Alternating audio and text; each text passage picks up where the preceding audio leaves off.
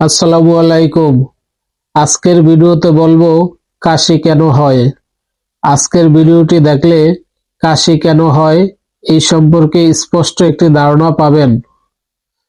ভাইরাসের কারণে গলা এবং শ্বাসনালীতে সংক্রমণ হলে, অ্যালার্জি থাকলে অ্যালার্জি থেকেও কাশি হয়ে থাকে, অ্যাজমা ও হাঁফানি থাকলে কাশি হয়ে থাকে, দীর্ঘদিন ধূমপান করার ফলে কাশি হয়ে থাকে, যক্ষ্মা থাকলে কাশি হয়ে থাকে, বিভিন্ন ঔষধের পার্শ্ব প্রতিক্রিয়া হিসেবেও কাশি হয়ে থাকে, নিউমোনিয়া ও ব্রঙ্কাইটিস থাকলেও কাশি হয়ে থাকে, পাকস্থলীর অ্যাসিড গলায় উঠে আসলে বুক জ্বালা-পোড়া এবং কাশি হয়।